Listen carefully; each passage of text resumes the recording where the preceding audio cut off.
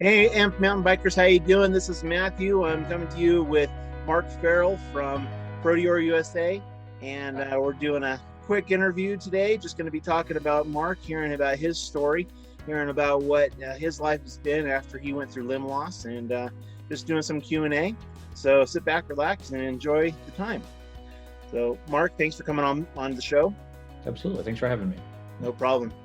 Really excited. I know you and I have been talking for years now, have yet to get the chance to meet face to face other than virtually. So I'm looking forward to one of these events, being able to get together with you and do some riding. So I'm very excited about that. Definitely. So tell us a little bit about yourself. What do you do now, and kind of your background, where you're at? Well, I work for Proteor USA. I started out working for Rushfoot, and the reason that's kind of significant in my life as an amputee was I had been an amputee for, I think, 23, 24 years at the time. Just even with insurance, out-of-pocket stuff gets out of control. Like you're breaking things, driving to your process for 2 hours at a drive, it gets out of control. So I kind of had to settle for being a less active person than I really wanted to be, because I just couldn't afford to keep out-of-pocket repairing the stuff. Right. I've stumbled onto Rushfoot, changed my life, and I fell so in love with the foot that I actually wanted to be part of the team. So I applied for a job with the company, and here we are. And where was that at? They're in Tempe, Arizona, but when I applied, I was living here in Omaha, Nebraska. Oh, wow. Basically, when I first got on the foot, I tried it in a gait study. I was helping a guy who, a friend of my prosthetist, who was finishing his PhD, and he needed some active amputees to test some different high-end prosthetic feet to just compare and contrast and kind of so he could write up the results, basically. Right. And one of the feet was the Rushfoot, and just fell in love with it. And I started raising such a stink in a good way. I was raving about it on social media that the marketing director of Rushfoot at the time noticed me, and so she started asking me to come to the conventions, like the Amputee Coalition, right, to the conventions as an unpaid spokesperson, just share your story, let people know what the foot's done for you, and so forth. And I was at one of those conventions in Kentucky, I believe, and this was June 2016. Okay. I'd been on the foot for a couple of years at that point, and she said, I don't know if I should tell you this or not, because I don't know how practical it is for you, but there's a job opening at corporate. Oh, cool. And I was like, I think you'd be perfect. And I'm like, who do I talk to? Give me the phone number, give me the email address. I'll be right back. Straight up to my room, tidied up my resume, called human resources. And they told me that day, the job's yours. This was June 15th of 2016. Oh, wow. So the job is yours, but you have to be here ready to work on July 11th. No pressure, no stress. No. So I had to get back from Kentucky. I had to get back to Omaha. Then I had to get to Arizona, find a place to live. Then I had to get back to Omaha, pack everything up, and drive to Arizona. I pulled into town on the 9th and started work on the 11th. So. Wow. And tell me again, what were you doing for Proteor again at that point? Oh, it's customer service at that point. Nice. Yeah, customer service and crash test dummy. I like to call it test pilot. Yeah. My boss called it crash test dummy, but I call it test pilot. So. I hear you. I have a very similar path where I was basically, here, give this to Matthew, see if you can break it, see what happens. Yeah. So I totally understand where you're coming from. Exactly. So tell me about the foot that you love, Rushfoot. What about it do you love? What stands out over some of the other feet out there, like Flex Foot, Hill Hour, and all them? That's what I like to tell people when, like I said, I've been an amputee for about 23 years. I was a runner. I was an athlete before. I was a runner, mountain biker, skateboarder, well, longboarding more than skateboarding, BMXing, stuff like that. And I'd kind of got to the point, like I said, I had to settle for being less active. So, I went for walks, things like that, but I kind of held myself back because, I can't afford to repair these things, or even out-of-pocket deductibles and whatnot. So right. I'm in a gait study, and he puts it on me, and I stood up, and I kind of had this, it felt weird. It's like, I don't know how to describe it. It just felt weird. And he said he noticed the look on my face, and he's like, well, what's wrong? What's going on? I'm like, I don't know. My brain can't process what it's feeling, the sensation. It just feels unusual. I had this really confused look on my face. He goes, "Well, get your balance. I'll walk you back to the, to your car. You take it off." I was on the feet, each foot I was on for like 4 weeks, and then I'd come back and do the testing. So he walks me to the door, and we get about halfway to the door, and I stopped, and I got this amazed look on my face, and he's like, what is it? I was like, I know what it is. I know what it is. And he said, "What?" And I threw my hands up, and he stepped back. I was like, "It feels real." And so I burst out the door, and I ran all the way around the biomechanics building, all the way around the parking garage. And I got back to him. I'm like gasping for breath. I'm doubled over, sweat pouring off my forehead. He's like, "Are you okay?" I'm like, "I haven't been able to do that for 23 years. And I'm just freaking out. But the reason the odd sensation I couldn't articulate at the time, it took me a while to kind of really place it. And, your brain gets used to feedback from your feet in a certain way. When you have two flesh and blood feet, your brain processes signals and understands how those feel. Left foot, right foot, left foot, right foot. So then when you put on a prosthetic foot, at least every prosthetic foot I'd been on up to that point, it was real foot, prosthetic foot, real foot, prosthetic foot. And when I put the rush foot on and stood up on it for the first time in 23, almost 24 years, my brain couldn't feel the difference. Wow. And so it felt real, and it just completely blew my mind. Literally, I couldn't figure out what I was experiencing. What and were you that's on? why I took off running and just like, I love this foot, It literally, when at the end of the study, when he had to take it back off of me, he had tears in his eyes when he took it back off of me, because he knew how much it meant to me. So, what were you on before? What type of foot were you before? I was on the College Park True Step before, and it's the College Park True Step. I don't know if you know that much about it, but it's not really billed as a super athletic foot, right, but it's a very durable foot. Mm-hmm. And I got to the point, I told my process, like, listen, I can't be the person I want to be. It's like, I can't be an athlete right now. I can't afford to keep these repairs. So build me the toughest bulldozer foot that you can build me, the leg, that I need this to last. I got to go to work. I got to pay the bills. I got to live my life realistically. I need something that's going to be durable. Right. And it's a really durable foot. And no complaint. I mean, it has bushings that you get the movement from the bushings. Oh, wow. And I was blowing the little rubber O-rings. I was blowing through those like every week or so. Oh, but they're really inexpensive to repair or Gotcha. to replace, as opposed to breaking a joint or delaminating something or whatever. It's really inexpensive to fix those O-rings. Was it a carbon keel? What was that? Was it a carbon keel, the foot? See, I didn't know this at the time, but it's actually a combination carbon fiber fiberglass.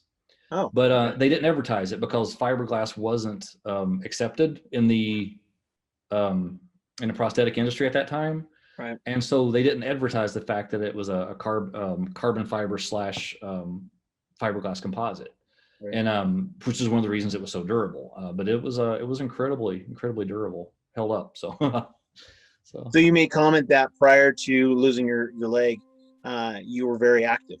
Yes. So can you tell us the story of how you went from able-bodied to an amputee, and kind of tell us about what you struggled with mentally, emotionally, and physically the most, and how you got through that? Yeah, I grew up in an area that grew up around the railroad industry.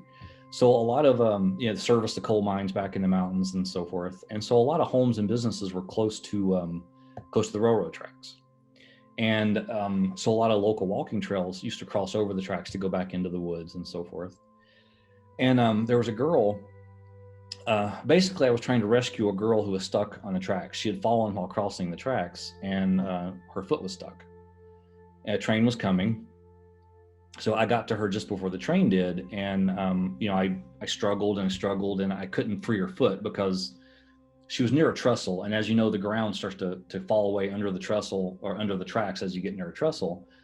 Her foot had kind of gone down and twisted. And so the vibration of the train had vibrated the ties, and her foot was really wedged under there. So she was in a total panic, standing up, trying to yank her foot loose. And I, jumped onto the tracks and was, grabbing hold of her foot, trying to pull her foot loose. I couldn't get it, struggled to the last minute. And I always tell people something about the noise changed, the train coming changed. And I looked up, and it was literally maybe 20 feet away. It was like right on top of us. And I knew that if I left her there, it was going to hit her standing up because she was in a total panic and obviously trying to get off the tracks. So when I turned around to look at the train, this all happened in like 2 seconds. So I turned around to look at the train. I noticed that there was maybe just enough space under the front of the train for us to go under it. So, and I knew if I left her there, it would hit her standing up and probably kill her. So I turned toward her and I tackled her between the metal rails. She went down between the metal rails. I went down on top of her to hold her down, hoping that the train would pass over top of us. And I was half right. It passed over top of her, and it hit me, dragged me the length of 2 football fields. This is the part that's kind of messed up, but it burned me, it crushed me, it severed my limb there on site. The wheel ran over my foot. My right elbow, luckily it was bent, but my elbow fell across the track and the train just ran right across my elbow and just crushed my elbow right off my arm. But luckily the arm was bent, so they were able to save the arm, save the arm. And it skinned me alive from my knees to the back of my head, just took all the skin off. And the part that I tell everybody was really messed up is I was fully conscious and aware through the whole thing. I never went into shock. Well, I was in shock, but I never went unconscious. Yeah. So I was aware and awake during the whole thing. And I believe that my body, I realized what was happening. When it hit me, I thought I'm dead. It's like you can't survive this. So it hits me and my immediate thought was I'm dead. But then as it was dragging me, I had a split second. I thought, I'm alive. I can maybe survive this. Might be something I might live through. And then as it was dragging me along and all those things were happening, I felt my foot go under the wheel. I felt my elbow go under the wheel. Yeah. Then I felt, it was skinning me from my, my back, from my knees to my back of my head. And I was just dragging the skin off, and it was grinding the creosote, the black chemical that's in railroad ties. Yeah. It was grinding that into the open wounds. And so that was happening as it was pulling me along. And at that point, I wasn't wondering so much if I'm going to live as what's taken so long to die. Right. Because, I honestly, who lives through that, and, right. And so they got me, the train stopped and eventually, and by that point it had dragged me across 2 trestles by that point. And it was a very isolated area they had dragged me into. It was kind of a remote area. And so by the time the ambulance, they call it, obviously when the train stopped, by the way, the vibration of the train passing over top of her freed the girl's foot. So when the train stopped, she crawled out from under the train and she was fine. She had a couple of bruises and a scratch on her arm. Oh my gosh. So she runs to the closest house to call for help. And the train crew jumped back on the train to call for help, to radio for help. And I'm under the train. They said I was crushed into a space that was like 10 inches tall. I was kind of crushed into that space. And by the time the ambulance got there, like I said, it was a real small town back in the mountains, small town, really remote area. So it took them a while to get there. And a guy who had been on horseback, him and his son, I can say his name. I hope it doesn't matter. Yeah. Gary Horn was the guy. Him and his son had been riding horseback, and they saw what happened. They just happened to be in the right space and saw what happened.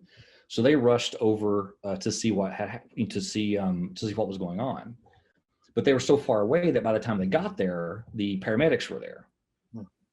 So the paramedics were like in a semicircle. I talk with my hands. I'm sorry. No, that's fine. So it gives something for people to look at while we're talking. So. Oh yeah, exactly. So the jazz hands. But the paramedics were standing in like a semicircle around this area, and they were just discussing how to get me out from under the train. But they weren't talking about how to rescue me. They were in body recovery mode by that point. They thought I was dead, and they were talking about how to get my body out from under the train.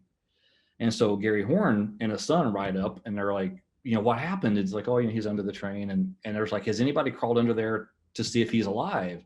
And like, oh yeah, there's no way. And he was like, oh my God. So he dove under the train and found me, and he crawled under the train with me and started talking to me. But when I started moving, all the wounds opened. Oh, and so I started bleeding like crazy, as you can imagine. And his son ripped his shirt off, and Gary tried tourniquets on my leg with his son's torn shirt. And his son was like, "You guys got to get this guy out from under." So they finally, when they realized I wasn't dead, they went into panic mode. And keep in mind, this is a small town teenage volunteer rescue squad. Right. These guys were not prepared, for this kind of thing. So, it was a life-changing for them too. Was he a first responder anyway? Where did he was just a local guy who happened to be riding on horseback, and he knew what to do. I guess I don't think he had any formal training, but he knew enough to try to stop the bleeding. Right. And so he's without a doubt the reason I didn't stay dead. When I eventually did die, and from the injuries, but he's the reason that I had enough life in me to give me a fighting chance, basically. So right. Wow. So lots of thanks to him always. And so they finally I'm sorry. Oh, sorry. Go ahead. Good. Oh, sorry. So they finally get me out from under the train, and like I said, drag me into a kind of an isolated area. So they had to load me on a backboard. Then they had to carry me across 2 trestles, down a hill, over a fence, through a field, over a locked gate, into the ambulance before they got me to the ambulance. And were you still conscious at this point? Yeah, I'm fully conscious, and where I'm trying to talk to him, I'm pretty torn up by this, as you can imagine, but I'm physically aware of what's going on, and I'm trying to talk to them, but it wasn't really, I was all mumbling because I was really torn up in my my face, and my body was pretty mangled. So but I'm trying to talk to them, and so they finally get me to the ambulance, and they take me to the closest local hospital. And on the way, that hospital radioed the Virginia Med Flight, which is a state police service. Right. And so basically they were going they had to get me to the hospital. Then the helicopter was going to meet us at the hospital and then fly me from Richlands, Virginia to Bristol, Tennessee, which was the closest level 1 trauma center. It's the closest trauma center capable of handling that kind of injury. Hundreds of miles away. Actually, yeah. Well, by car, it was probably about 2 hours. Oh, okay. As the crow flies, not as far, but so it was across the state. I was in Southwest Virginia, kind of comes down into the point next to Tennessee, and it's just across the border in Tennessee. Okay. So it wasn't that far, but by car it was too far. And so they get me there, and they're trying to stop the bleeding and trying to keep me alive, basically. So the med flight gets there, and at first I didn't understand this when I found out later, but keep in mind, med flight is a very limited resource and a very valuable resource. So if you have 2 people, one person, even if they were injured first, but there's like 2% chance they'll live, and this other guy was injured and here's like a 50% chance he'll live, med flight's going to take this guy and not this guy. Right. And because the pilot told me, I met him later, a year later, I met the pilot, and he told me that he'd never seen anyone in the condition I was in, and that if he could have refused the flight, he would have, because he felt there was practically no chance of me surviving. Right. So he didn't want to take the valuable resource of med flight away from other people who might live. Right. So he said he wouldn't have taken me if he could have refused, but he luckily didn't have that option. I guess. Well, I'm definitely glad, that's for sure. Yeah, it's so they load me in the med flight and they take off to Bristol, and about midway between the hospital and the trauma center, I coded, and they worked on me, and they couldn't revive me. And the paramedics, luckily the ranking officer was the pilot. So the paramedics asked permission of the pilot, the ranking officer, to call time of death because they couldn't revive me. And he said he was about to give them permission to call time of death when he realized we happened to be flying over another small town local hospital. So he radioed that hospital, told them the situation, and asked for help, and they said land. And so they landed, and I'm coded. So I landed. They're working on me. They unload me from the helicopter, take me to the hospital, into the emergency room. Doctors and nurses there work on me. I was gone a long time, and they were eventually able to bring me back. And when they brought me back, I came fully awake again. So I'm fully conscious and aware again. And they put me back on the helicopter and took me on to the trauma center and to the Bristol trauma. And the thing that I think is one of the coolest parts of the story is that hospital that they revived me at was the hospital I was born in. Are you serious? It was Abington at Johnston Memorial in Abington, Virginia. I always tell people that I came into this world twice in the same hospital. So, oh my gosh, that is so crazy. Yeah, they got some good staff there, that's for sure. Wow. But wow. So they get me to the trauma center, and they put me. They basically, because they had to stop and revive me, my mother was able to beat them there by car. Because they stopped at the hospital and it took them so long to revive me. So my mom beats them there. So she's there. How old were you at the time? I was 20 years old at the time. Okay. And so they had to unload me. So my mom watched them unload me from the helicopter and rush me to the hospital. And they thought my chances of surviving were so little that they actually stopped to let her say goodbye. And this part, I tear up a little bit every time I tell this part because my mom is awesome. And she, and true to her nature, she didn't say goodbye. She leaned over and she kissed my mangled face and she said, "I will be here when you wake up." And sure enough, 4 days later, when I finally woke back up, she was standing by my bedside. So and that was that. And but the messed up part when they put me under though is I was mangled. I mean, I was really mangled, and they had to put so much morphine in me just to make my unconscious body. I was convulsing, and to make it manageable, I was unconscious at that point, and to make it manageable, they still had to give me so much morphine that it stopped my heart. Yeah. And so then they had a hard time, hard time working on me because they couldn't calm my body down enough to make it manageable. But once they did get me under, I was out for about 4 days. And they told my mom at the end of the 4th day, they said, you might want to spend some time with him. We really don't think he's going to make it through the night.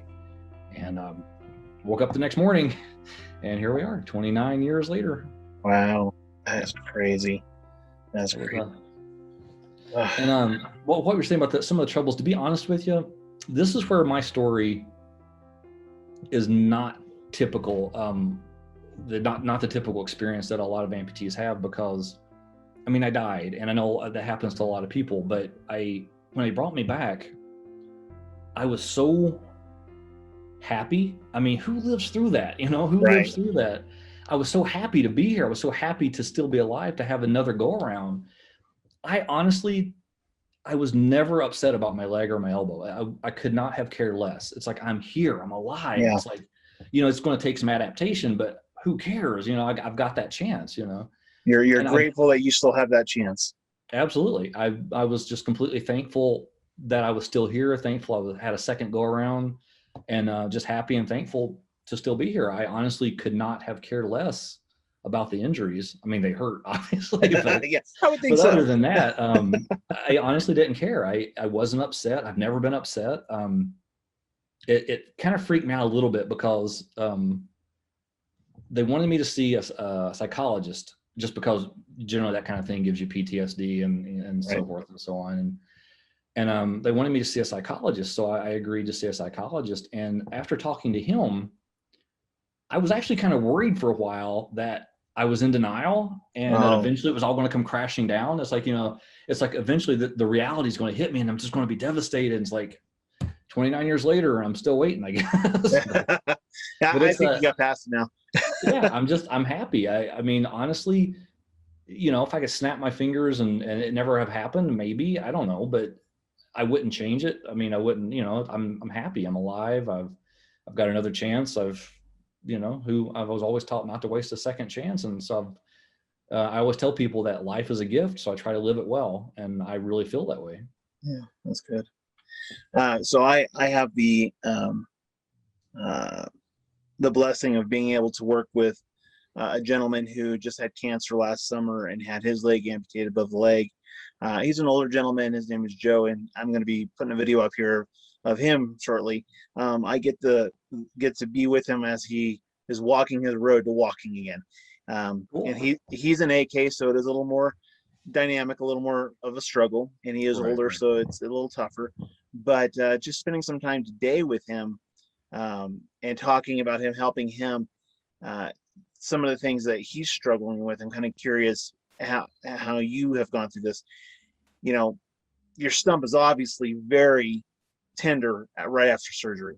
You're just as traumatic to lose a limb, and just in some of the the social media peer groups that we're in, I know you see it. I see it too, where you have some people that are struggling because they want to walk, but they don't wear their leg enough, or they don't embrace that they're now an amputee, and so they kind of almost limit themselves by staying in the wheelchair, staying on crutches. And then when working with Joe on this, and that was one thing I was working with today, I was like, hey, he asked me, well, how many hours a day do you wear your leg? And I said, all day. Oh, yeah. Wake up in the morning and put my leg on, and I go, and I might take it off while I'm watching TV, but it's on all day. And he's like, oh, maybe I should do that. And it was a realization. And it's good because, the more you accept the new you, the easier it is for you to transition. So all that to say, how about you? How did that transition go for you? I'm guessing it was fairly, no, I want to say easy, but it was easier than what you and I have probably heard from other people because of your mental attitude. I think so. I mean, accepting being an amputee and what that meant it just came naturally, like I said, because it didn't matter. It's basically, I'm alive. And that's first and foremost, the most important thing. I'm alive. I'm here. I've got another chance. I'm here. And being an amputee just happened to be something I had to deal with to get that opportunity to still be alive. And so it was always a non-issue with me. It never really bothered me. So it wasn't really a transition for me. It was just, I woke up, I'm like, oh, this is gone. And it 2 seconds, and it's like, oh, okay, this is my life now. And let's go, and keep in mind, this was back in 92.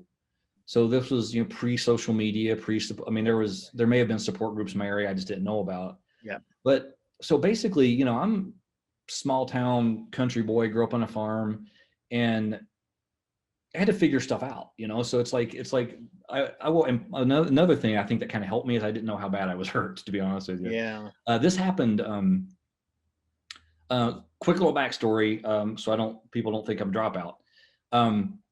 My brother passed away. He was my hero and my best friend, and he passed away. He was in the military, and he was on his way home for the holidays and passed away in a car accident. Wow. I was 15. He was 17. And that was devastated me. And I quit public school to go to a private Christian school because it was a safer, more nurturing environment to me, and I needed that at that time. But I wanted to go to the military. I was going to fly med-flight helicopters, ironically enough, for the Navy. And to do that, I needed an accredited high school diploma, and the Christian school was not accredited, so they the state couldn't limit how much religion they could teach, so they weren't accredited. Right. So my senior year of high school, I had to transfer back to the public school to get an accredited diploma. Problem was, 9/12 of one credit transferred back to the public school. Oh, no. So I had to retake my senior year. So this happened when I was 20, and it was 2 weeks before high school graduation, and I was 20 years old. So. Oh, no. So I woke up in the hospital. I honestly thought they were going to slap a prosthesis on me and I was going to walk to graduation. I thought that, I had it was weeks, it was a month or two before I could even sit up in bed by myself, but I just didn't know, I thought I got this. I think it helped me a little bit in the sense that I wasn't around, there wasn't any doubt, there wasn't any negativity around me. My family was completely positive. I was oblivious. I had no idea how bad I was injured, and I assumed things would be okay. And I started from the assumption things were going to be okay, and just learned to do things. And they turned out okay, I think. So, yeah. But my problem was I was young and healthy, and I was an athlete, thank goodness, because they say how healthy I was basically helped me survive that. But the problem was my leg was so mangled that the doctor said 99% of the time he would have taken my knee to assure proper closure, to assure that the wound was closed properly. How far down did you lose your leg? It's about four inches below my knee. Okay. I'll take my leg off and show you where the bolt was. I know. We all do that here. I've got legs in the background here. Yeah, so. about that far below my knee. But it was really mangled up. It's all scar tissue and skin grafts. So he said normally they would take in the knee to ensure proper closure, so to make sure the wound would be okay. Right. But I was so young and active that he wanted to give me every opportunity to be active again, to be that active and to be that athletic again. So he did everything he could to save my knee, and I am eternally grateful for that. Right. Yeah. The downside of that was the skin. There's not a lot of tissue in my residual limb, and there's plus and minus to that. I mean, a positive and negative to that. But the skin was stretched so thin and so tight, so tender on the limb that I had to be really careful for the first couple of years. Yeah. Because of skin breakdown, and I did not want to slow down. I mean, I thought I was going to walk to graduation, like I said. And back in the 90s, they didn't have soft sockets. They were still using the hard sockets mostly at that time. And I as soon as I got back on my feet, I grabbed a tennis racket and was on the tennis courts. And I mean, I'd have which sounds great, but I mean, I'd take my leg off and have like a bloody sock in my leg. You know, it's like, I'm really thinking back what I know now. I am insanely fortunate that I didn't get an infection in my leg because of how much damage I did to my residual limb, because I just wouldn't slow it down. Right. And but do you feel that actually helped push you beyond a lot of the issues that you would normally run into, and if you would normally run into your situation? I think yes and no. I wouldn't recommend it because like I said, I am incredibly fortunate that I didn't get an infection in my leg, that I didn't do more damage, have to have a revision. I'm insanely fortunate that it turned out as well as it did. But at the same time, I'm glad I didn't know what I shouldn't have been doing, because I think if I'd known everything I shouldn't have been doing, I wouldn't have pushed myself so hard. And I think I may have fallen into kind of more of a funk, I guess, more of a getting a little more depressed about it. But I honestly, like I said, I just, I woke up and it was just, that's my life now. And it's like, this is what I got to do. But I did have to be really, really careful for the first couple of years. I mean, I turned out I was in the hospital for weeks, rehabilitation hospital for weeks. And I was home therapy and rehab for a couple of years. I mean, I was really messed up physically. And so it took me a long time to really get back to normal as far as that goes. But yeah, like it wasn't really depressing, or it wasn't hard or frustrating. It was just a journey. It's like, I've got to do this. This is my life now. I want to get back to A from B, and I just got to do it. So you said that prior to your accident, you had been pretty active, doing a lot of stuff, longboarding, biking, running, hiking, all that. Of Right. all the activities you did prior to your limb loss, how many of them are you doing now? All of them plus ice skating. Nice. Yep. Nice. So, and how do you feel you do now with them versus how you did before? I can do some of them better now. And keep in Really? mind, I was 20 years old. I was young and had just started some of these, some of the hobbies. I grew up on a farm, so we rode bicycles and mountain bikes all the time. Yeah. Running, things like that. But so, like, some of the stuff I had just started or just discovered I liked, then this happened. So, but I can't think of anything I did before that I can't do at least as well now. Right. And some things actually even better. I'd never been skiing. I'd never been skiing, or I'd never been ice skating before, but I do those now. So How do you, just a side note question on skiing, how do you do, how's your knee feel when you're skiing? I haven't skied in a long time, just because just my life, my life has taken me other directions. So this was like probably late 90s, probably late 90s last time I went skiing, maybe early 2000s I went snowboarding. It was pretty good. I mean, I had a really well-fitting prosthesis. It was as padded as well as it could be at the time, and nothing really hurt. It was kind of funny because I went to a local community college after the accident, and I started to kind of take some classes to figure out what I wanted to do, because I couldn't be a med flight pilot anymore at that point, so I had to figure out something new to do. So I started taking these classes, and one of the classes was I needed a PE credit. So I was like, oh, okay. It was like skiing. It was one of the classes. So I was like, okay, I'll learn to ski. Nice. And I didn't hide it from her intentionally. It just didn't occur to me. It's like, I had long pants on, we're all skiing. So we just went skiing, and my instructor was kind of, I could tell she was getting a little frustrated at me, and I wasn't sure what to think of that. And I was like, I'm not sure what she's mad about. It's like, she seems a little irritated at me. So I eventually told her I was an amputee. It just came up, and she was like, "Oh my God!" She goes, "I was starting to wonder." She goes, "You're like cooking with gas. You're like coming down the hill like a lightning bolt." She goes, "You're amazing." She goes, "Every time you turn right, you'd fall over." She's like, "It's like you were just goofing off." She's like, "I was starting to get really mad." Like, oh, that's my prosthesis. I was like, I couldn't get that right turn down. I'd always fall over. Yep. So she, are you a right leg or left leg amputee? Right leg. I'm right BK. Yeah. Same with me. So. And so she hooked me up with a ski instructor who was an AK, and he gave me some tips and tricks on how to lean into the prosthesis and stuff like that. So I'll need you to show me that, because I always had problems turning. Actually, it was my left turns. I couldn't do my left turns. It was always my right turns. I was fine, but left turns, I didn't have enough strength in my leg to really get that edge to bite in. But I think what I was doing is when like I said, the prosthesis was, I think, a little too tall as well. So when I start to lean to my right, I would almost like step up a little bit. And so when I step up, it'd kind of, throw off my balance. And so that brings up a great question. So how can I put this for myself? I'm a bit of a pain in the butt prosthetist. So every prosthetist I've had growing up and now, they pretty much know to clear at least half a day for me when I'm getting a leg made, if not a full day. Because they know that when I get in there, I'm going to nitpick, this isn't right, that height's not right, the toes turned out, socket's got a pressure point here, blah, blah, blah, blah, blah, blah.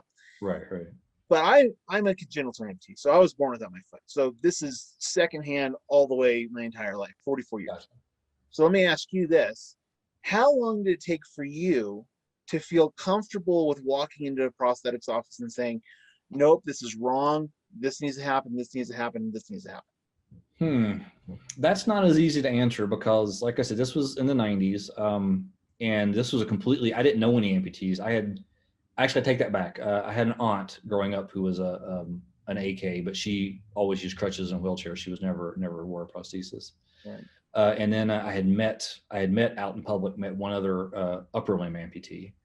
And other than that, I didn't know any amputees. I didn't know anything about being an amputee. Obviously, I didn't know anything about it. So I was so focused and concentrated on recovering from all the other injuries that wasn't a focus of mine. I trusted, basically someone I trusted was good friends with the local process who brought him in. And so they just took care of me, and I trusted them to take care of me. And so I think they did a pretty good job. So I was 20 when that happened. It was probably in my 30s before. So I'd been an amputee for probably 10 years before I realized I'm the customer, I'm the patient, I'm the advocate. I can do what I want. It's like, yeah, you can recommend this foot to me, but if that's not the foot I want, then I don't, So it took a while, but it wasn't. I don't know. It was more of I'd always had really good experiences with prosthetists. So luckily, knock on wood. So it never occurred to me that I needed to advocate for myself, because it was okay. It turned out. But if I'd had a negative experience, like a really something that a bad fit, a poor fit, and they wouldn't listen to me, I think it would have occurred to me a lot sooner.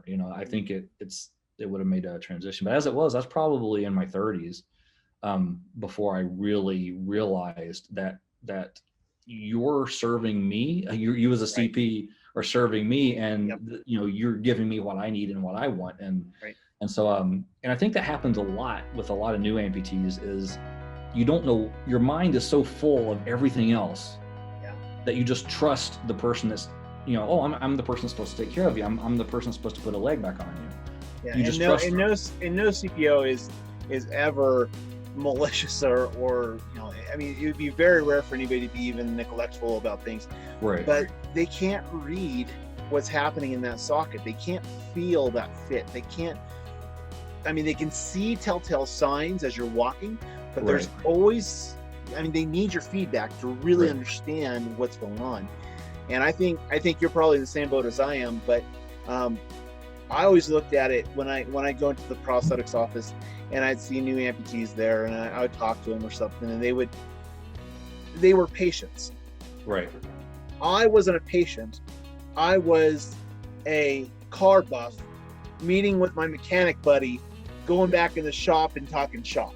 Yeah. And there was always a very different dynamic at almost every prosthetics office I've ever been to, where 90% of the time I'm in the back of the shop where they're making the legs, not in the patient room. Yeah. And I think in the last few years it's been more that way, and I think that's because they've actually passed some laws that says we can't go back there. But I mean, that's how I've been. I'm guessing you're probably similar situation. I am a lot now. Like I said, at the time, when I was younger and this was new to me, I didn't have a bad experience. So the process would come in, they would fit me, cast me, whatever, and they would ask me, how does this feel? They would ask for my feedback, and they would make any necessary changes, and it was never a real issue. But later on, when I was in my 30s, like I was saying, I was in Minnesota, and I had to find a new process because I just moved to the state for school and everything. And this guy, he was a really good guy. I have nothing bad to say about him. He was brand new, right out of school, brand new CP, right out of school. All of his patients were low K2 elderly patients.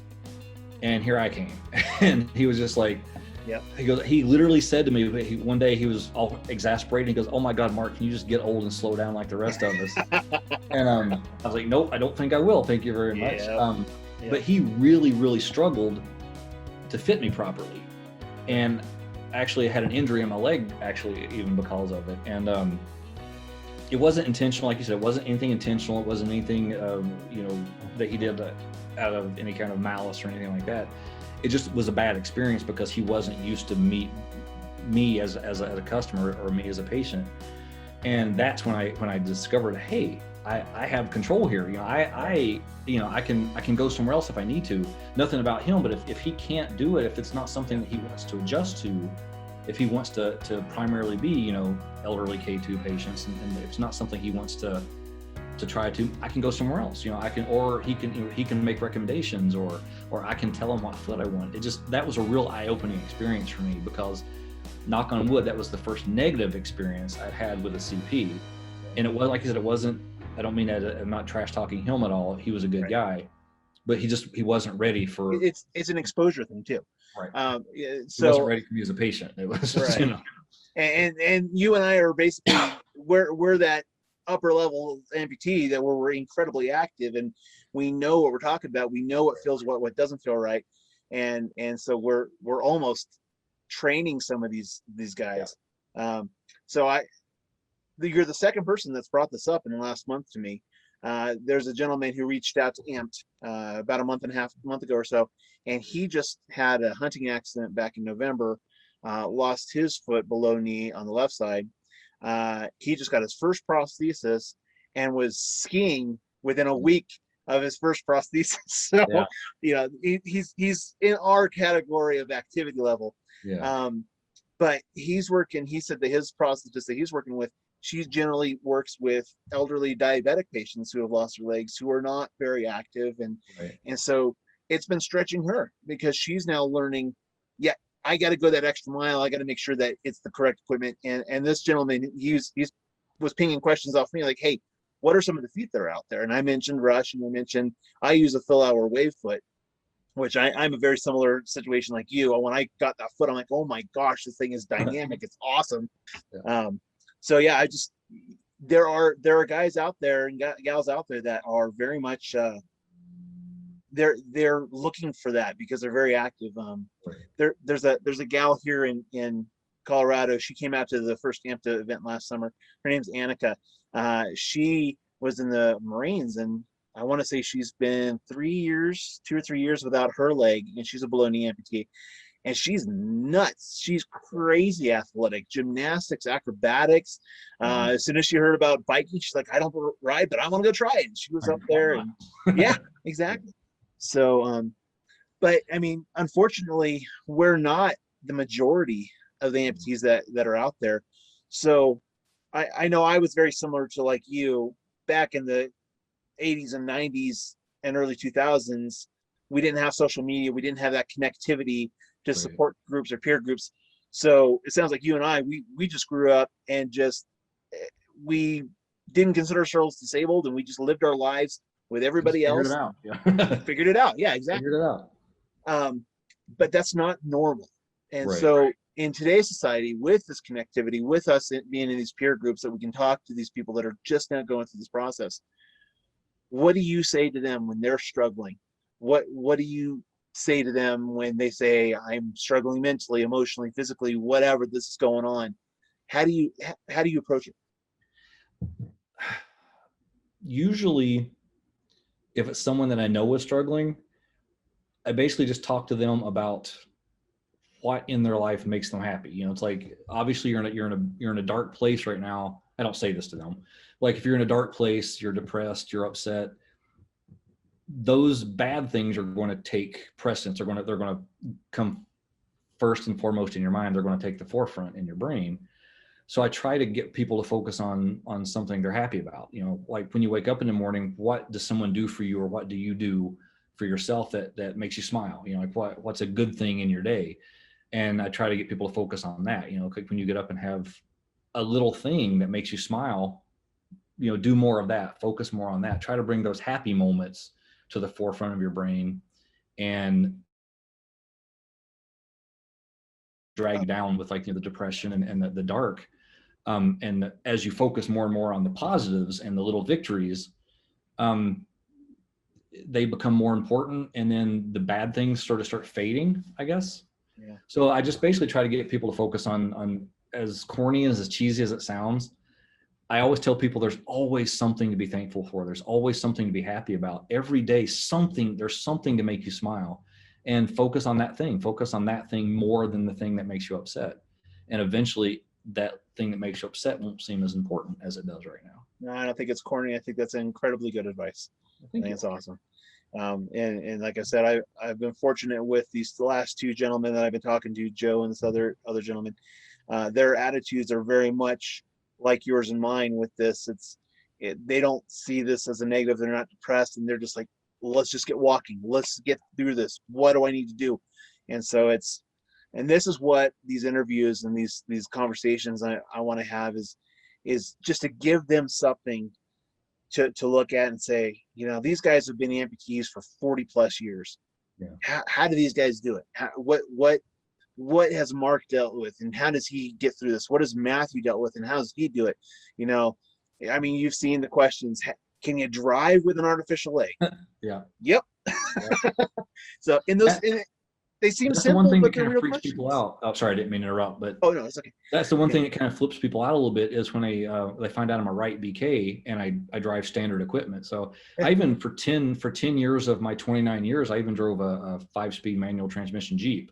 I prefer a 5-speed. Yep. I would rather have that. But I mean, I do have really, really good proprioception, and some people don't, you know, and so it's having really good proprioception. I'm very aware of where my foot is, how much pressure I'm putting on it. So it's easy for me to drive with my prosthesis, but I know it's not that way for everybody. So I try to, that's another thing is when people go through it and they see someone else doing something. You're talking about the guy, you know, like skiing, like a week after his amputation on his first prosthesis. I couldn't sit up in bed by myself for a month, you know, so I was like a whole other set of injuries. But my point is, a lot of amputees feel that way. They get out of surgery, and they spend like a month, 2 months, whatever, healing, just trying to even get their prosthesis on. And they see this dude, you know, like running marathons like 2 weeks after his amputation or whatever. And it's like, it's almost disheartening to them. And so it's kind of hard, not hard. I try to find ways of helping people use that as motivation instead of it's like, it's not that you can't do it now. If it's something you want to do, you can, you can work toward it. It's not something to be upset because someone else can do and you can't. Look at it as something that, oh, hey, maybe I could do that. Maybe That's a goal. Yeah. Look at it as a motivation. So. Well, sir, I mean, I really appreciate you coming on and telling us your story. It's an incredible story, and I feel very blessed that you were able to share that with us. And yeah, it's awesome, and I really hope that soon we can get you out to one of the events, because I'd love for you to share out there as well. I would too. Yeah. So, and dude, we've been talking for, I want to say, 5 years, and we have yet to ride together. What the heck's up with that? I know, right? Oh. So. But soon we'll get out there. I mean, you're not too far away now, so I'll try and get over your way. Sounds good. Oh, one thing that I wanted to clarify, when you were asking me earlier about when I went back in and was talking about the prosthesis, or the prosthetist that had like mostly elderly K2 patients. Mm-hmm. That's when I became that guy who I spend as much time in the back with them fabricating it now but that was my turning point. That was my eye opener, and now I'm that person. But before, that was my moment that I became that person. So yeah, even though I've done this my entire life, I still, in the last year and a half, I found how much information I'm missing still, with things. And the gentleman like Joe, working with Joe, he's an AK, and he's looking to me for advice, and I'm going, I'm a BK.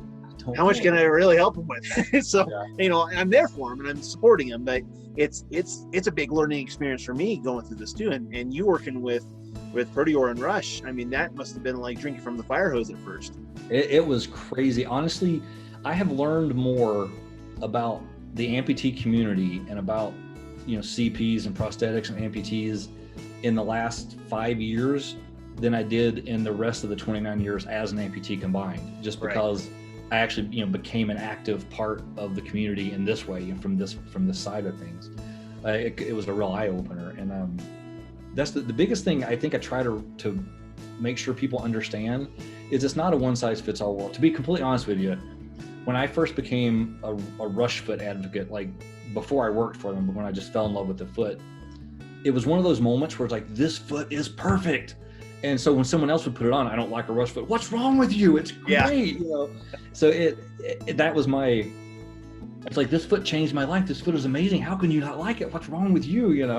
And that was my moment. That was my moment when I came to work for Rush and became more and more exposed to people who did like it, who didn't like it, who had other preferences other than me. That it was a real eye opener that it's not a one size fits all world. It's like, there is no the perfect foot, and but that was a real eye opener for me, because it's like, it's not a one size fits all world. And a lot of people don't understand that. I didn't. I've been an amputee for 23, 24 years. I didn't understand that. Right. No. And so a lot of people, they see somebody, Mark's, running half marathons on his rush foot. I put mine on, and I can't like walk my dog around the block. And it's not the one size fits all world. You got to find what works for you. You gotta find what makes you happy and settle into that. But you can't compare yourself to other people, which I think unfortunately a lot of people do, because being an amputee, I think, is so new to them. It's a life-changing thing, and especially if it's traumatic or if it's a choice you have to make. It's a life-changing thing, and you've got no point of reference. And so you see someone doing this amazing thing, and it's like, I can't even walk, and this guy's out doing this, and it's like, it's hard not to compare yourself to people, but it's the worst possible thing you can do, I think, is compare yourself to somebody else like that. Use them for motivation, use them for reference, use them for to answer questions, but never compare yourself to somebody and criticize yourself for it. I guess that's what would be my biggest message to people. So. Absolutely agree. Alrighty, sir. Thank you so much for your time, and looking forward to talking to you again and riding with you. And hopefully we'll get together and check out that rush foot sometime. I will be there. All right. Thank you, brother. Appreciate it. Thanks a lot. Thank you too.